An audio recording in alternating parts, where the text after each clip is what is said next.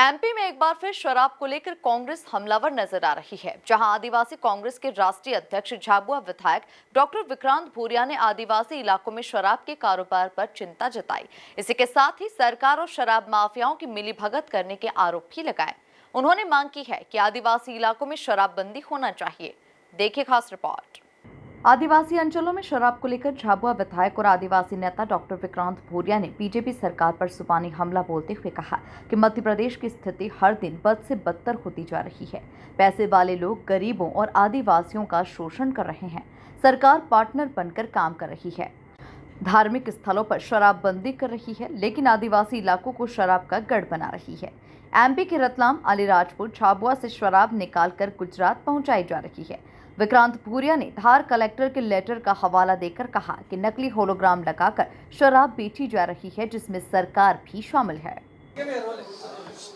मैं सभी पत्रकार साथियों का आज की इस महत्वपूर्ण प्रेस वार्ता में स्वागत करता हूं।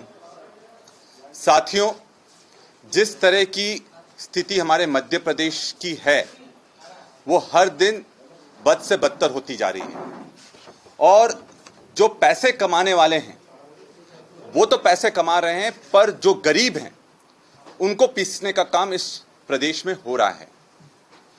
कहीं ना कहीं सरकार भी ऐसे लोगों का जो जनता का शोषण कर रहे हैं, जो गरीबों का शोषण कर रहे हैं, जो आदिवासी दलित पीड़ितों का शोषण कर रहे हैं, उनके साथ में पार्टनर बनकर काम कर रही है ये सरकार। साथियों, आज का जो पूरी प्रेस वार्ता है वो जिस तरह से मध्य प्रदेश में शराब का धंधा चल रहा है उससे पूरी की पूरी पीढ़ियां खराब होने का काम ये सरकार कर रही है। अभी कुछ दिन पहले जोबट में 1 करोड़ की शराब पकड़ी गई है। ये 1 हफ्ते पहले की मैं बात बता रहा हूं आपको। 1 हफ्ते पहले 1 करोड़ की शराब जोबट में पकड़ी जाती है, जहां एक तरफ सरकार कहती है कि हम धार्मिक स्थलों पर शराबबंदी करना चाह रहे हैं और शराबबंदी कर रहे हैं, और वहीं आदिवासी क्षेत्रों को पूरी तरह से शराब का अड्डा बनाने का काम यह सरकार कर रही है। और इसमें कितना बड़ा खेल चल रहा है ये मैं आपके सामने लाना चाहूंगा। अभी कुछ दिन पहले एक बड़े पत्रकारों ने और जो हमारे समाचार पत्र हैं उसमें पूरी तरह से इसको उजागर करा गया कि किस तरह से मध्य प्रदेश में पूरा जो गुजरात को शराब जाती है उसमें रतलाम, झाबुआ, अलीराजपुर को एक सेफ पैसेज की तरह यूज करा जा रहा है और वहां से शराब निकालकर पूरी तरह से गुजरात पहुंचाई जा रही है।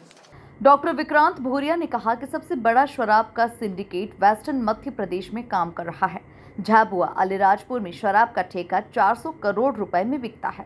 धार्मिक जगहों पर शराबबंदी का नाटक मुनाफे का खेल है।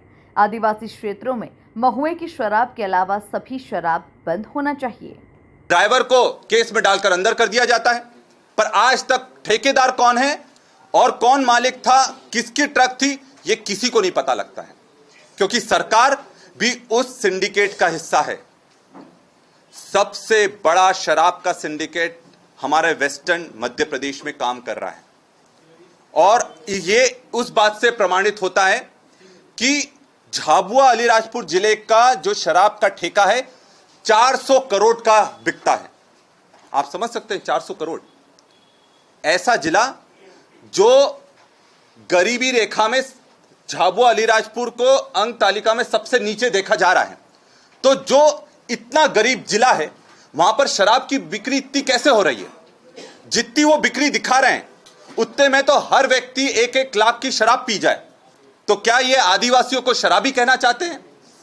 तो ये कहां का न्याय है कि आदिवासियों को शराब के नाम पर बदनाम करो और बड़ा बड़ा सिंडिकेट जिसका हिस्सा खुद सरकार है वो पूरा फायदा उसका उठा ले।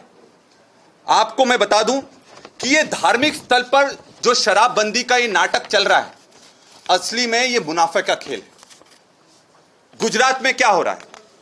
पहले टैक्स आपको सरकार को देना पड़ता था, अब वर्तमान भाजपा सरकार को टैक्स जाता है। तो सरकार इससे शराब भी वहां सस्ती मिल रही है और शराब की बिक्री धड़ल्ले से चल रही है। मैं तो ये कहता हूं सरकार से कि आप तो मध्य प्रदेश में शराब बंद करें।